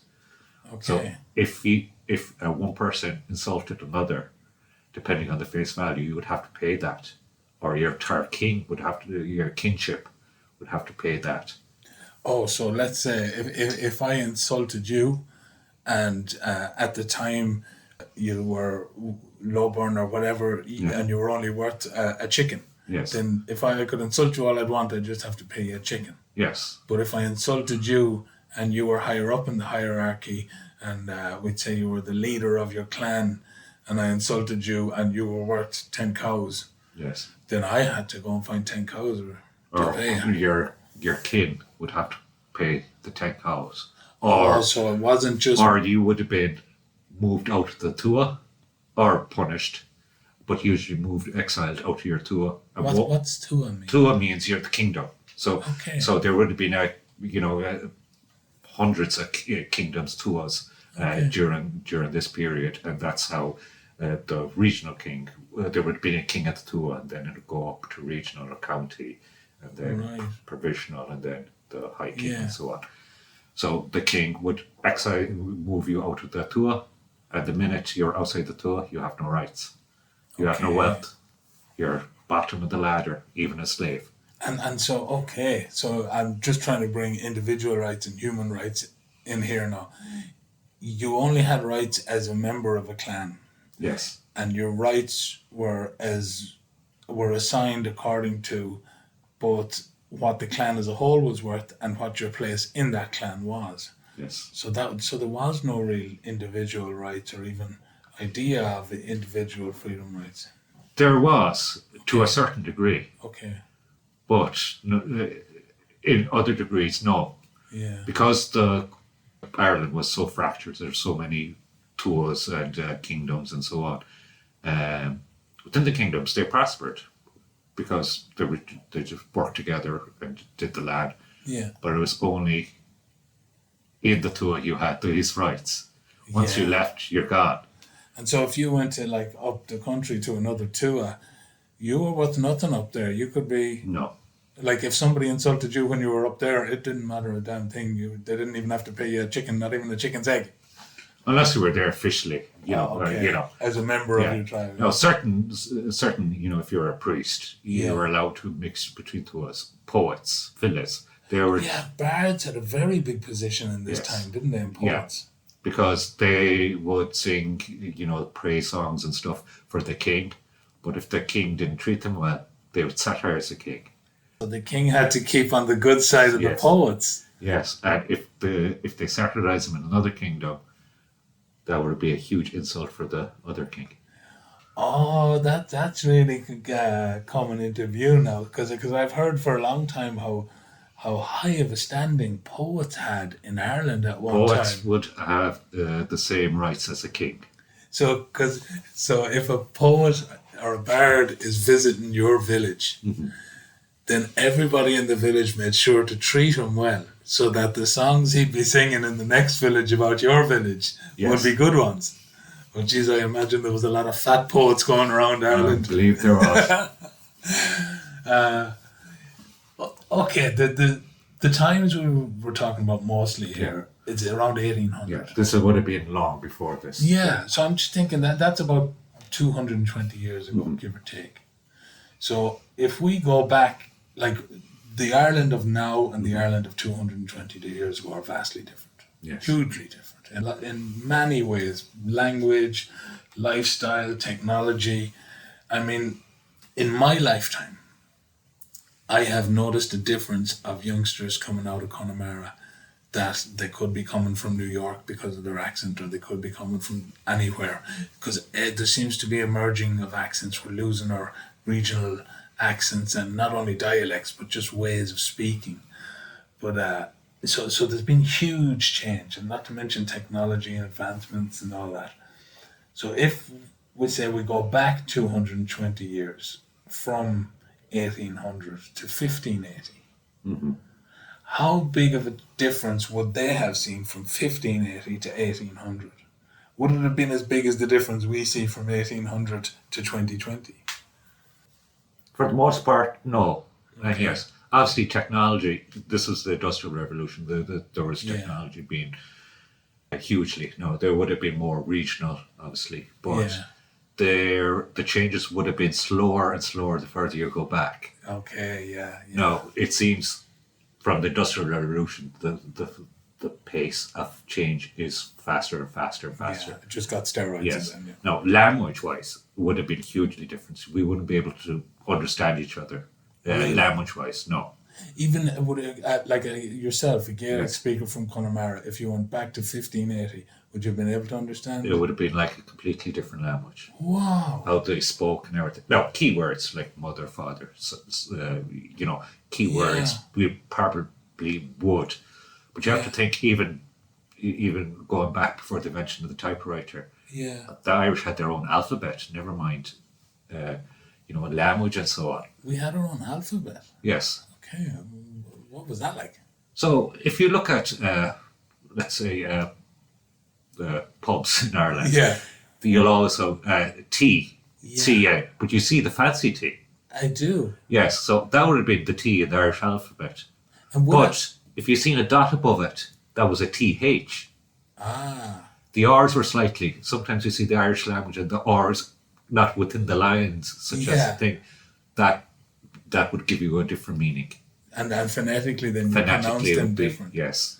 And was it based on like we used the T differently or put a dot above it, but was that still based on them same letters that we have? Yes. It was just because since the invention of the typewriter for mass production and stuff, the Irish moved to the English alphabet, which made it easier.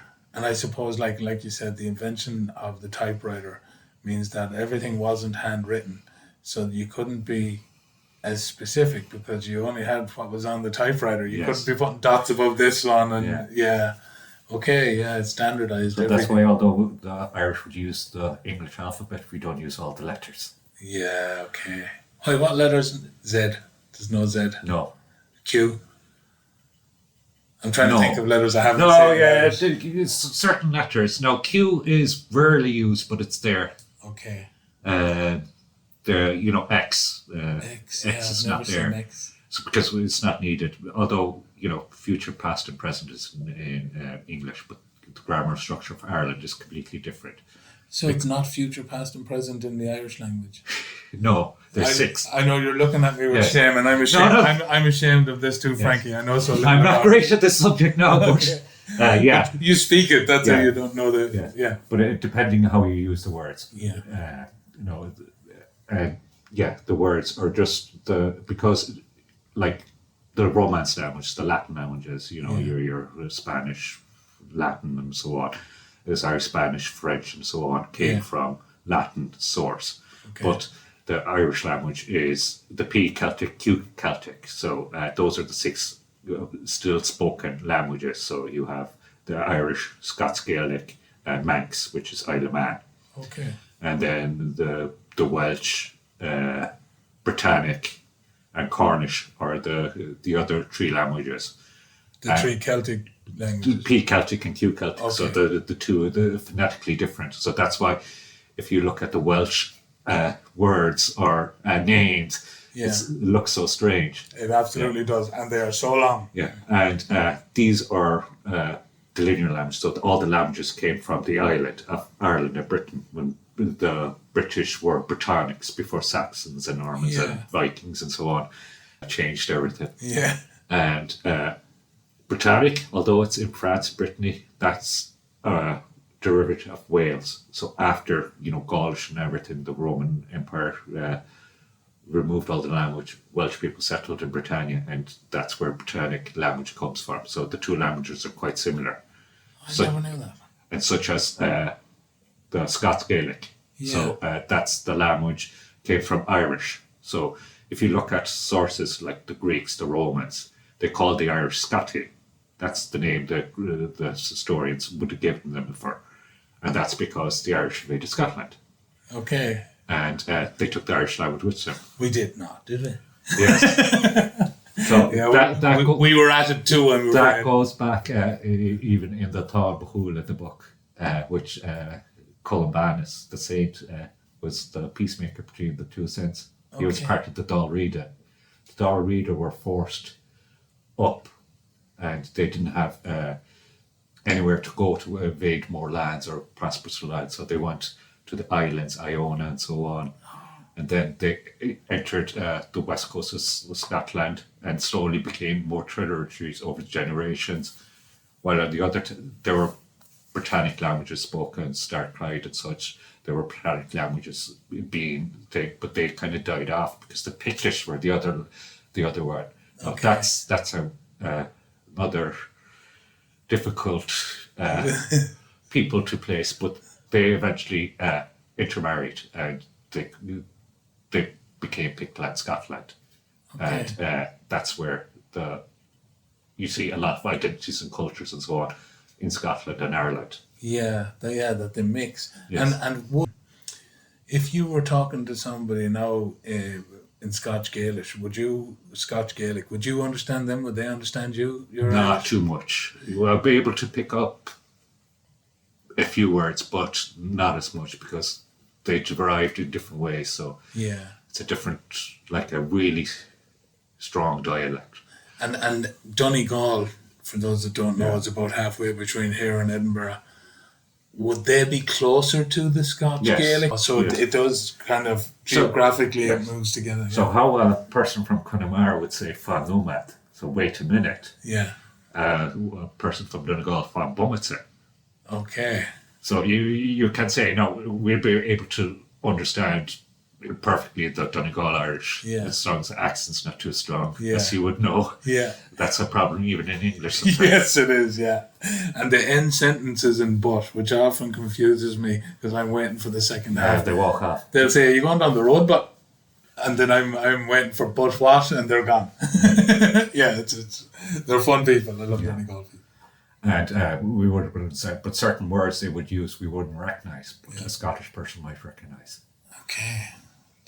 And then if you go down to the southern tip of our country, to Cork and Kerry, does it change again down there? Yes, because the where the dialects are, they're separated, they're cut off from each other. So have their unique stance and so on. Now, the universal language in schools and how people learn the basic structure of the language is the same. but they're unique in their own ways. Okay, the regional dialects Yes. kind of. And with them regional dialects, would they have, like you mentioned, the people who went to Scotland and that, would the regions have aligned up with the tribes and the kingships and the peoples down there? So it would have been a region like the one tribe would have had a certain type of Irish, and the next tribe in Kerry would have had a different type of Irish, and then Cork. Or am I thinking wrong in this? Well, it was basically before the Normans came during the Cromwellian period, Yeah. before the Irish were pushed west and out. Yeah. The lands was controlled by landed estates where you weren't allowed to do anything. On the Yeah. west coast, because it was more rural, they were able to still hold on to their culture, identity, their language, and so on.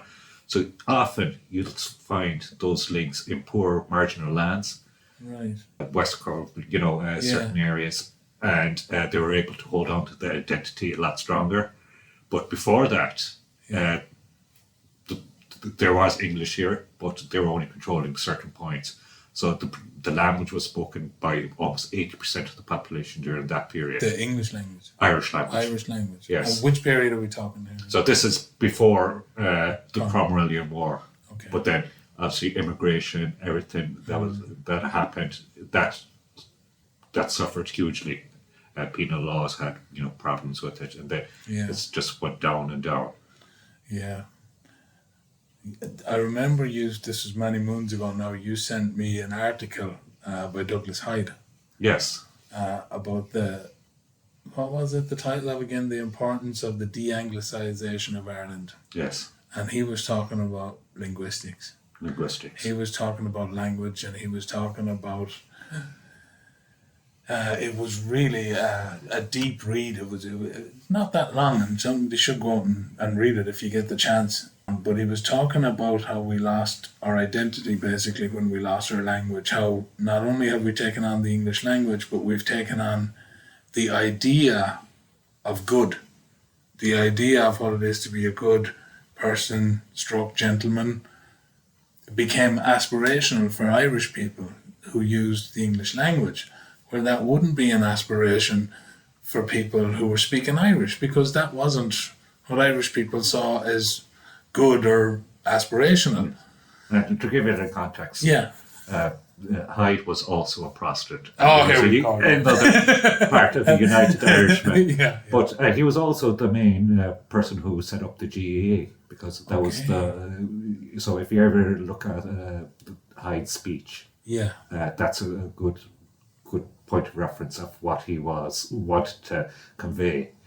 But he was huge in protecting Irish culture and identities in certain ways. Yeah. But he always thought he was betraying the English because he was originally from English ancestry. Okay. But he felt so strongly for the protection of Irish identity.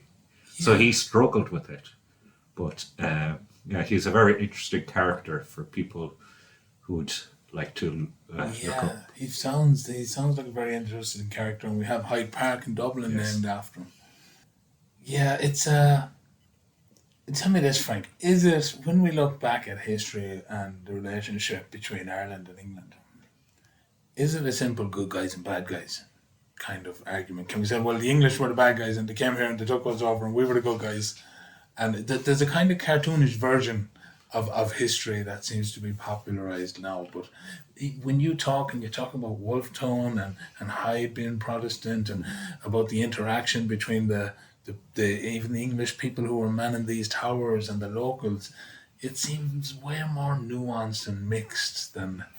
Yes. Yeah. But it depends who's in charge. Okay. And the question comes from that. And it depends how much freedom people have to be able to speak up against those people in charge. Okay. So depends how much power the people have. Okay. So it's and how much accountability the people can have on whoever's in charge, no matter what type of government it is, monarchy, democracy, or so on. Yeah. So yeah, so it's not really the people we should be looking back on, because there was Irish that fought on both sides, Yes, and there for seems to many have been, different for reasons. many different reasons. But there's Protestant British that kind of fought on both sides as well. At least it seems had a lot to do with trying to fight for the Irish right to its own identity, which is very, So, although the English tried to anglicise the Irish in many different ways, yeah, the Irish also Gaelicised a lot of people from the earlier Normans that was there given land. They got remarried into, Gaelic chiefs, yeah, or chieftains, and so on, and they became, stronger opponents for Irish identity yeah, than, let's say, other people that might go back even further. yeah, And you can see that in many other disputes and fighting that took place after that. yeah, and even the, like you mentioned, the lads who went off to join the British Army only to come back and train Irish troops to fight the British Yes, Army and again. that's something that happened even in World War One and World War Two, where yeah, the Irish fought let's say, with the English or against the English. Yeah, yeah, yeah. It's true, and then the Irish. I mean, we were very involved in the colonization of America too. I mean, Custer's regiment used to sing a Limerick song. I forget the name of it now. Going into battle. That's what was played. So we were very much there as well. Do you think the difficulties the Irish have had with the British over time? I'm coming from thoughts of a philosopher called Charles Taylor, who claims that identities are built by what pushes against them. So, has our interactions with our neighbours, with the British, has that become a foundational part of the modern Irish identity, what it is to be Irish? Of course, it has to be. And you have to take all parts of history into account, not just the good bits or the interesting bits, Yeah, the dark bits. So there's, many aspects. So the Magdalen laundries, I'm sure you heard about yeah, it. It's a subject. A lot of people don't talk about it. But a lot of these places where the factories was, they're used for different things. And there's no recognition of this was one of those places. But people should be aware of that. yeah. So I'm sure you've climbed Diamond Hill a couple of times. I do. I know it well. And you know where one of those the bottom of that I hill. did. I visited the very sad graveyard Yes. And but there's hardly no mention of what happened there, what the people were there. It's a pity because there's a lot of foot traffic there, and they could easily do that. there. Yeah. Well, I have to say, I carry the shame, like most Irish people, about what went on here back then. And our descendants knew about it. What I'm talking about, of course, is the sexual abuse that happened to children in the Catholic run schools run by many different orders, and also the women and babies, the mother and babies homes that where women, unmarried women, went in to have their babies, and their babies were often sold or given away to other families, and the women endured hardship, and the children endured hardship. And as I said, there was a lot of sexual abuse going on, and I do wear that shame as much as any other Irish person. But what I also wear is now a pride in how we're looking back at that. Very recently, in the past couple of weeks, there's been a report that shows how actually widespread this stuff was, and they're going to do a further investigation. However, they're going to do it now to bring this out more. And I think I'm proud of Ireland looking at its history face on. It's hard, and I'm sure a lot of older people don't even want to talk about it.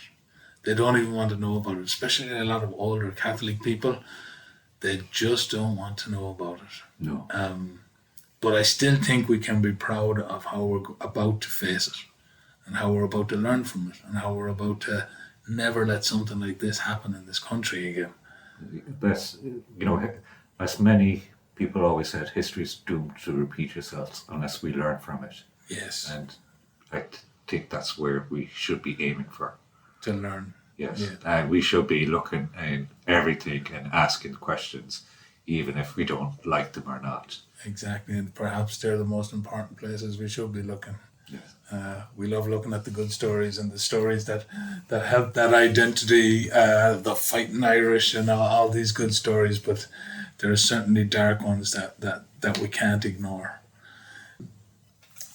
You spend a lot of time, Frankie, working in cultural events that happen around Galway. And I've noticed a real change in my lifetime of how these events are portrayed. They very much seem to be like ritualistically pagan now. You know, we have the different companies in Galway, and they for Halloween in particular, they make some fantastic things full of fire and full of willow trees and drums beating and all that.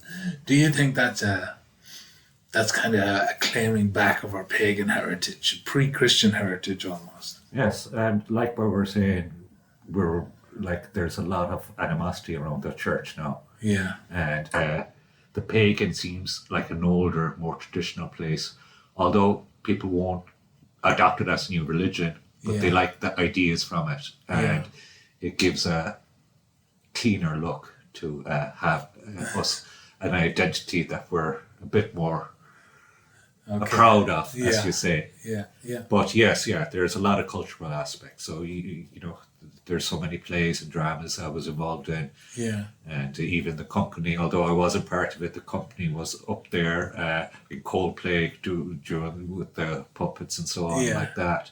And we had a big, you know, the summer was good for Fairlia, which was Irish Galician crow production down there at the Claddagh, which was, you know, a strong Irish fishing village outside the walls where the Irish speakers were, because you weren't allowed to speak Irish within the walls that time. Oh, hang on. So go back there. An Irish Galician village where you weren't allowed to... No. The play was Irish Galician done at the village. Okay. So the Claddagh village. But the Claddagh village was the Irish fishermen, they go out fishermen, but that was outside the city walls. They spoke Irish, and it still has a certain Irish-speaking community within there, especially with the older community.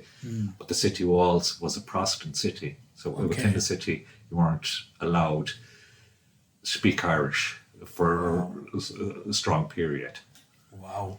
And that's going back to the man we mentioned earlier. Now, if you're in England and if you're a fan of democracy, you might hear the name Cromwell and think, oh, he was very influential in making parliamentary powers and kind of bringing the powers of the king down and the powers of a people's parliament up. And you would be right.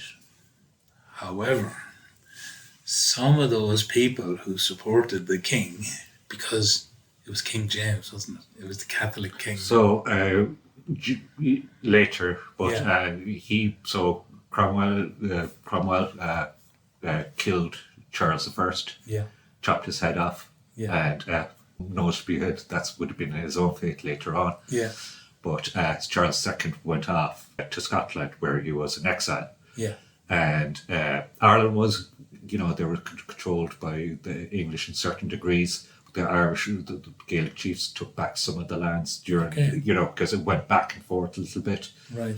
But Cromwellian, this was the period where he was starting the new modern age army war, and he needed money. And this is where they took their eyes on Ireland and other countries such as Africa, India and so on. Okay. And that's when the siege began, and the Parliament gave him all the rights to do whatever he did.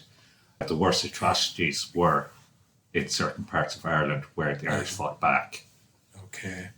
And the last royalist standout in Ireland was where? The last people who supported the king against Cromwell's troops? So it was Galway, and they were under siege. So there was a long siege. And again, there was Irish and English fighting on both sides. So there was Irish fighting with Cromwell's guys? Cromwell, yes, they had an Irish Legion, and there were the general that was in charge of Galway City under the siege was an English an ex-English officer who had his own mercenaries helping the Irish. Wow. See, that's something we don't take into account But much. Galway was a royal city, so they were loyal to the king. And Yeah. a lot of the Gaelic chiefs outside the walls didn't really come to the aid of the Irish that time because they wanted to be more Irish. So back then, I suppose, inside the walls of Galway would have been thought of as a little bit Yes. English, kind of. To a certain degree, but it was a trading port. It was a trading city. port, yeah. And yes, Would that have had something to do with the need for English inside the city that would be good for trade? yes. Yeah. Well, there was Spanish, French. They would have traded all around the continent because the sea was a highway during that time, and there was ships coming and going from Galway. during this period. Galway must have been pretty diverse Yes. at that stage, even and multicultural, for want of a better word. Yes, so that's why you see the famous where the harbour is, the Spanish Arch, Yeah. and you can see the Latin Quarter where Galway is, and the different houses and so on. Now, after the English siege, they destroyed a lot of the houses and stuff like that. But Yeah. earlier, the Greeks and Romans would say Galway's a fit place for princes and kings, Wow. because they had gardens within their houses, such as Lich's Castle would have been surrounded and it would have a garden where it would have been places to grow, a courtyard, such as Yeah. villas and so on like that. Yeah, and there was canals all over the city too, Yes. then wasn't it, for transporting stuff around.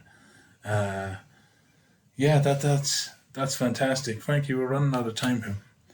I feel like I could talk to you for a week about this Yes. stuff, but we'll leave it for now, and hopefully, I'd love if you'd be willing to come back on. If I can tell people to put any questions you might have for Frank, particularly about local Galway history, I think will be very interesting, and hopefully we can have him back on here to answer some questions. No problem. I would love to. Yeah, it'll be good. It'll be good. Frank, thanks for all the work you're doing. Thanks for being so involved in the cultural renaissance that is happening in Galway at the moment. And keep up the good work, and thanks very much. No problem. And just for anyone out interested, do you mind if I do a small plug? Please go for it. So one of my other jobs, I work on an organic commercial farm, but we're having a festival on the 28th of August 2024, just in case someone's listening in the future. This month. September, sorry. Did I say August again? Sorry, 28th of September. Okay. Sorry. So it's the end of the season of the farm, and we're having live music, bands, and everything. And if you want any more information, go to Gary Glass. He's on Facebook, Instagram, and so on. And they'll give you more details. Okay, how do you spell Gary Glass? So Garrai father, but you don't need the father. And Glass is Glas. Okay, that's Gary Glass Farm on the 28th of September, guys, which isn't too far away. So get your party boots on and head out there. Okay, Frank, thanks again. And folks, remember, talking is thinking, so keep on talking. Thanks very much, and bye-bye.